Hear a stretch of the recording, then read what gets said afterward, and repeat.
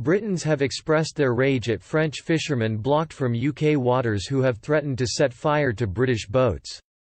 Furious social media users have taken to Facebook to express their anger at threats made by French fishermen to the British amid a heated row over UK waters that has seen EU boats excluded for the first time in decades.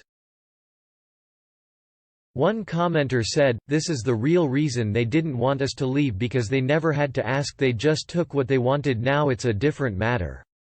A second said, "Tell the French fishermen to get stuffed." Another added, "Just the sort of thing dictators would do, selfish instead of blaming themselves and their governments for overfishing their own waters, but we won't take laying down." A fourth added, "It's best if we deploy the Navy to keep our boats safe." Another said, "Brussels can go sling its hook into their own waters. And leave ours the hell alone." A sixth added, "Oh dear, what a shame. Touch our boats and see what you get in return."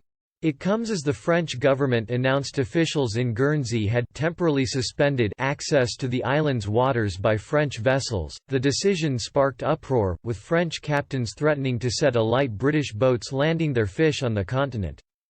But the lockout looks set to continue despite a political agreement for renewed access between London and Paris.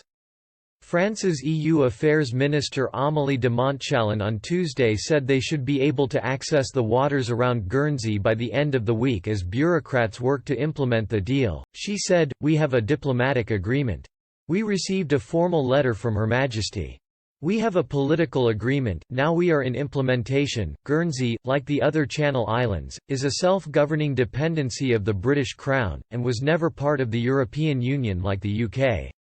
The London Fisheries Convention, which gave French vessels access, ended on January 31, with the French government branding the new rules disrespectful. Under the newly minted arrangements, the EU Commission has pre-validated a list of boats that can continue fishing in Guernsey, according to Ms. Montchalin. She added, "We have an agreement with Guernsey that they do not collect any money, that it will be without costs. I alerted the commissioners that this subject is not symbolic, that it is key for confidence in future negotiations." Prime Minister Boris Johnson this week has dismissed EU demands for concessions over fishing. Under his plan, the UK will become an independent coastal state from the end of the year. The UK, like Norway and Iceland, will have annual negotiations with the EU on access to waters.